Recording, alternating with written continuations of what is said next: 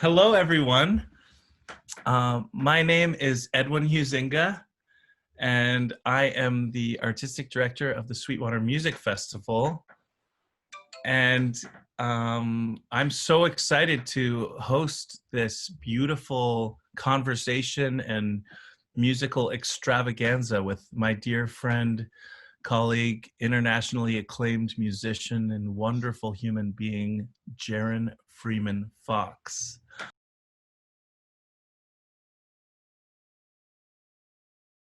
But yeah, this idea of uh,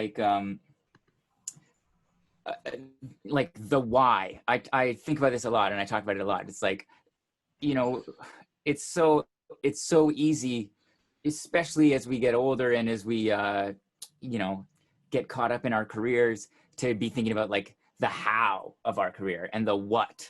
Like, what am I going to play? How are we going to get there? Where are we going next?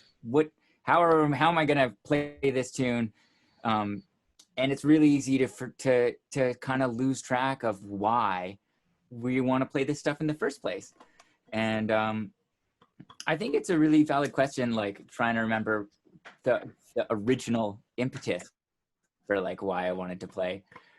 But it's pretty hard to remember. I'm sure it's the same for you. Like, I would have been 4 years old or something, and like trying to guess why 4-year-olds decide the things they decide is pretty hard. But like, I think the first time I lived in this little town of like 100 people, and the first time I saw a fiddle was this local guy who was like had moved over from Germany and still had a thick accent. Used to have a big pig roast once a year, and the whole town would come, and there was like a big like Seventh-day Adventist community, I think, or not Amish, but you know, all the boys wore suspenders and hats, and all the girls would wear these checkered dresses, and they would do square dances, and Bert, the pig roaster, would play the fiddle.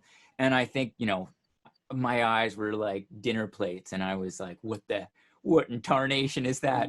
And so I think I was asking for a fiddle since I was like 4. And we, you know, I mean, you know this, but we were not a very well-off family. We lived on like $100 a month when I was that age. And so it wasn't till my 6th or 7th birthday, my mom like found a distant family member who had played fiddle as a kid, who agreed to pass it on. And my mom made me a little treasure hunt for my birthday. And there were all these clues, and the last clue was the prize, and it was my fiddle. And she had wrapped it in plastic bags and buried it in the compost pile. And I was rooting around through the compost pile, and found this big garbage bag that had a fiddle inside. And I've been trying to stay true to my roots ever since then, and just make sure whatever music I'm playing, it still sounds like my instrument is disintegrating.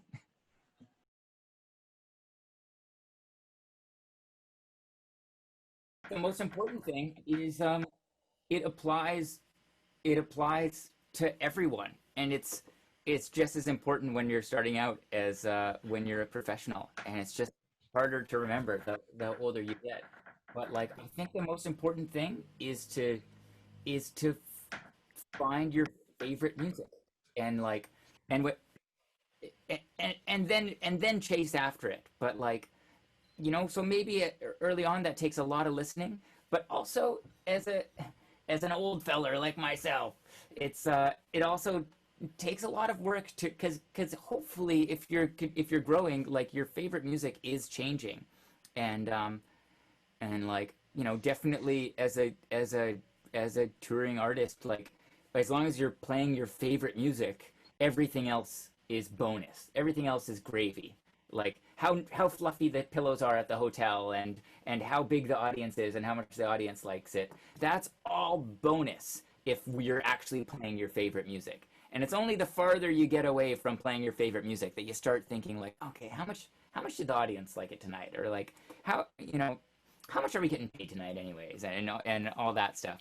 And when you're, I don't know, I think it's different for different people, but when you're young, it's easy to feel intimidated of like hearing something, um, hearing a recording of some music, and you're like, oh, that sounds so cool. Like, I could never do that. And like, and that's the magic of recordings is like look up interviews of like any great artist, and without exception, whether you're talking about like Heifetz or Stefan Grappelli or Frank Zappa, like they all say they played along with recordings since when they were kids. And so that's the beauty of recordings. It's not like they can hear you. So just find whatever you think sounds good, pop it on, and try playing along with it. And you'd be surprised how quickly you can actually be interacting with the music that's on that recording.